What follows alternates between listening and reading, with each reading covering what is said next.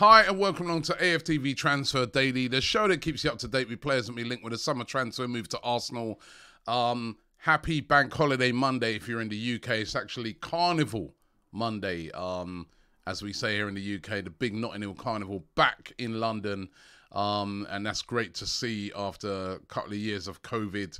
And only now, if you take today out of the equation, there's 3 days, 3 clear days to go of this transfer window.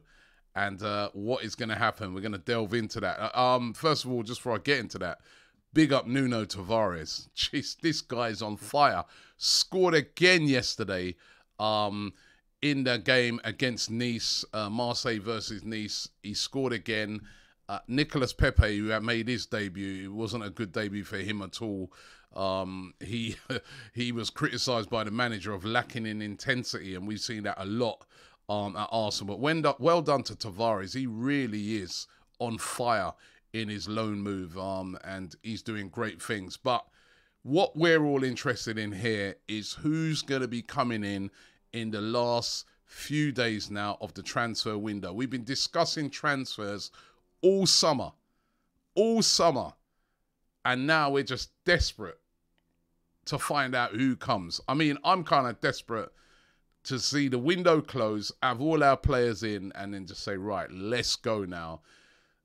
You know, let's just carry on doing what we've been doing so far, which is we've had a great transfer window so far. It's been a well-organised, well-structured window where the players that have been bought in have really suited what Arsenal are trying to do. And the star of the transfer window so far has been this guy, Edu Gaspar.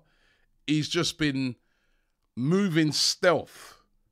You can't guess what he's going to do. And in these last few days of the window, I'm really trying to figure out what is he going to do. When you look at the business he's done, Jesus negotiated it quietly.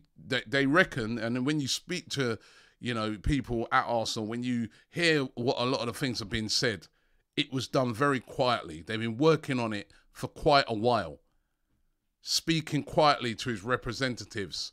And that's why when, they were getting the deal done and Chelsea tried to come in at the last minute and hijack it and Real Madrid were interested, it was all wrapped up, done, sealed. He was definitely coming to Arsenal.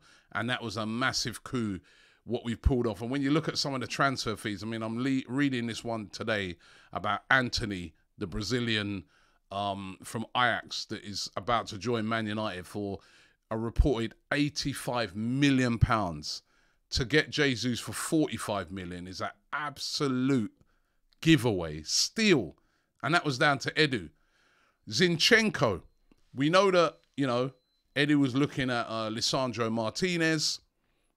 Lisandro Martinez proved to be ridiculously expensive from the initial sort of deal what Arsenal were looking for. They quickly moved to Zinchenko.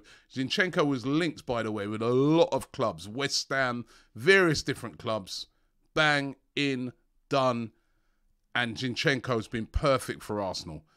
Again, it kind of came out of the blue because at that time, we've been linked with a lot of other left-backs. And then bang, Zinchenko. The Fabio Vieira one. Nobody called that. No one. I didn't see no rumours. I didn't see no journalists piping up about it. Nobody called that deal. Out of nowhere, Fabio Vieira. We was even getting linked with guys like Vitinho, who was at Porto. But not Fabio Vieira. In he goes, gets it done. And again, the deal done for a steal. Apparently, the representatives at Porto are unhappy that they let him go, that they let Fabio Vieira go for so cheap. And I know we haven't seen nothing of Fabio Vieira yet since he's been injured. But again, another great deal. If you listen to the experts, they're saying Arsenal have signed a great player here, a great prospect, young player. So what's next in the transfer window? You see with this guy Edu, he's not going to be rushed into things. Even the January transfer window when, we needed a striker, we needed a midfielder. They went after certain targets. They didn't get those targets. They waited until the summer. Now, what is he going to do this time around? Is he going to get in the targets that he wants now, or will he wait? Mikel Arteta said a few days ago they would like to bring in some more. They want some firepower. Are they going to get it done? There's 3 players, I think, 3 key players in these last few days of the transfer window that could come in, unless it's somebody else that is just out of the blue. But I do think the Pedro Neto one, you know, again, Arsenal have been working on this one. That came out of the blue as well. Nobody was talking about that until David Ornstein broke the news on it. Now, it's going to come down to a matter of money, I feel, on this one. The rumour is the player wants to sign for Arsenal. Wolves haven't got off to a great start of the season. They drew again yesterday. No wins yet for them. Listen, Arsenal right now, it's not like season's gone by. I know it's only 4 games in, but they're top of the league and playing exciting football. They're in Europe. You know, for Neto, it's surely an exciting project. So the talk is he wants to come, but he doesn't want to force a move. But how far of the negotiations gone? Jorge Mendes, his agent, was at Wolves yesterday. And also, I noticed that the manager, Bruno Lage, didn't really talk about Neto. Even though Neto played the game, he did play the full 90 minutes. Survived a horror tackle in the game, by the way. That could have been the end of any transfer business. But he spoke about Willy Bolly, the fact that, you know, Willy Bolly, who's, you know, their defender who wants a move, didn't turn up for the game. Despite being in the squad, he spoke about that and, you know, how upset he was about that. He spoke about Ruben Neves, who scored the absolute screamer in the game, how he's not for sale. He's not going to be leaving the club. But didn't really talk about Neto. Is that significant? You know, I really do wonder if that is of any significance. Yeremy Pino is another one that I really do think there's something in this. Again, it's gone quiet on this one, but that's Edu's way. He's been stealth on these things. Now, again, Yeremy Pino did play yesterday. Played for Villarreal in their 0-0 draw with Getafe. But still continues to be linked with these rumours a couple of weeks ago that there was a fee agreed for £40 million for Yeremy Pino. He's a winger. He's dynamic. He's young. He's a hot prospect out of Spain. Could he be the target? I really do think they are targeting a winger. I know there's been rumours of Zaha and Moussa Diaby, and I just think those ones are too hard to get and too hard to do. But those two, Neto and Yeremy Pino, it wouldn't shock me if one of those emerges as sort of, you know, some activity around that. And it's a real weird one, the transfer window, because the transfer window closes on Thursdays and there's still games going on. Arsenal have got a game on Wednesday. You know, there's games on even on the Thursday, the day when the transfer window shuts. So it's going to be a really sort of crazy rush window. Teams will be looking to get business done before then. With these teams, especially in the Premier League, teams like Wolves having games. If you want to get business done, surely you'd want to get it done before those teams play. And it's going to be interesting to see if those players start. And the other one, of course, is Yuri Tielemans. What is going to happen with Yuri Tielemans? Are they just going to wait this one out now? We've seen this from Edu.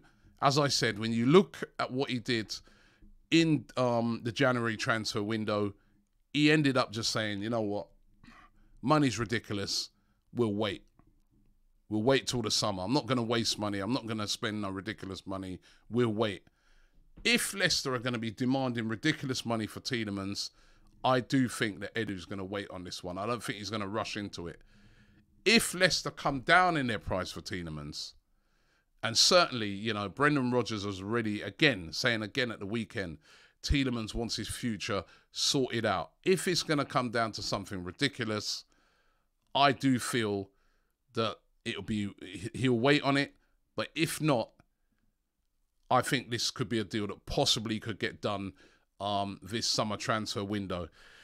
So the truth of the matter is, especially when you look at a lot of the rumours today, it's really hard to second guess Edu and to understand who is he going to bring in between now and the end of the transfer window? We all know that we want a winger, we want a midfielder, but what's going to happen? I'll tell you what, it's going to be interesting. This could be a busy couple of days for Arsenal fans, for Arsenal Football Club, to see what Edu, he's the key man, what Edu, Stealth Edu I call him, what is he going to do in the last few days of the transfer window? You know what, I really want to hear from you guys. Who do you think is going to come in? And who do you think he might be even thinking of going for that we haven't even spoken about? Because certainly he's done it before with Fabio Vieira. Just bang. Everyone's like, what? He could make a move like that. Very interesting to see what's going to happen in these last few days. Or could it be nobody? I hope not. He did that in January. I know they've made a lot of signings already, but listen, I still think we need a couple more. Let's go for it. Let's go for it. We started the season brilliantly. Couple of big signings, couple of signings that get the fans buzzing again. I'll tell you what, it could be really exciting times for Arsenal. Thanks for watching the show today. Don't forget to keep it locked here on AFTV. All the transfer news, anything that breaks, will be on it. And on Thursday, a transfer deadline day special here on AFTV all day long, updating you on everything that's happening. Thanks for watching the show, and I'll see you tomorrow.